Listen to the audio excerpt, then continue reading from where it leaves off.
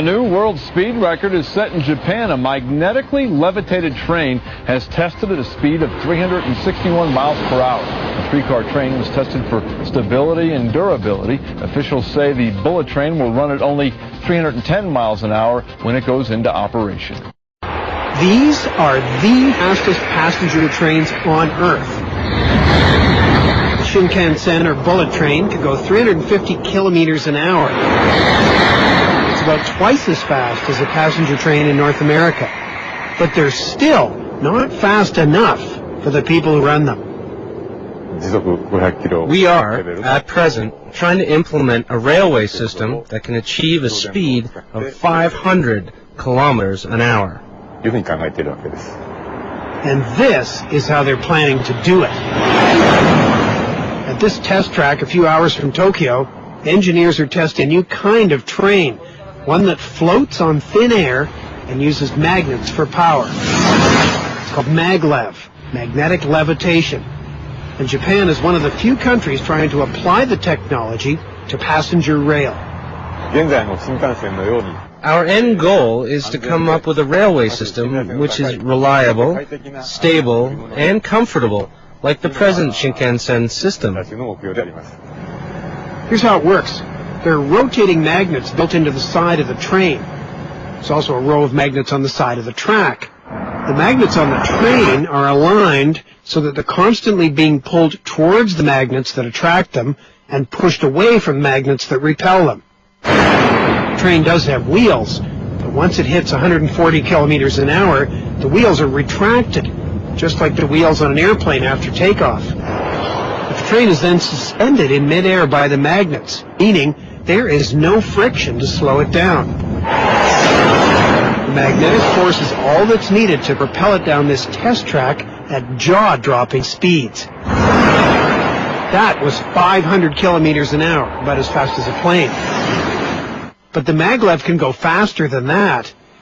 Here's what happened in 2003 when engineers tried to hit top speed. This test got them into the Guinness Book of World Records when their train hit 581 kilometers an hour.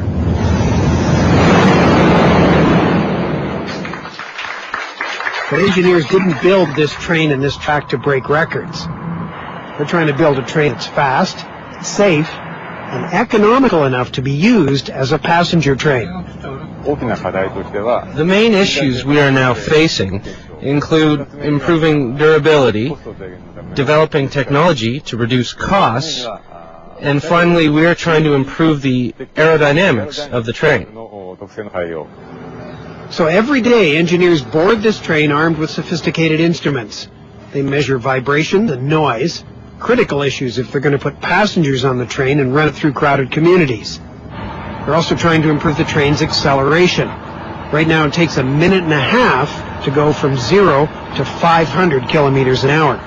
A commuter train has to run under all kinds of conditions too. So the engineers conduct tests in the rain, they run it at night, they run it by itself, and they run stability tests to see what happens when two trains traveling at 500 kilometers an hour pass each other. We were able to achieve a total speed of 1,026 kilometers an hour. That's the combined speed of the two passing trains. All in all, Japan Rail has put about 500,000 kilometers on their test trains. But right now, the most important number is cost. The idea is to build a maglev line between Tokyo and Osaka, distance of about 500 kilometers. Maglev would be twice as fast as the bullet train, but at a price.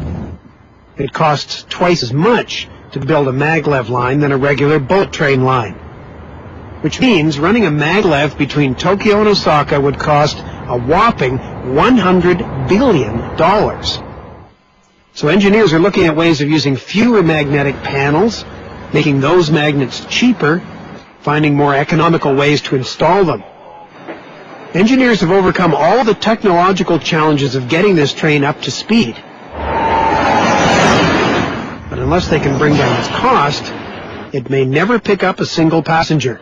Japan Rail will study this technology until the end of 2005, and then the government will have to decide if it wants to pay such a high price for this train's high speed.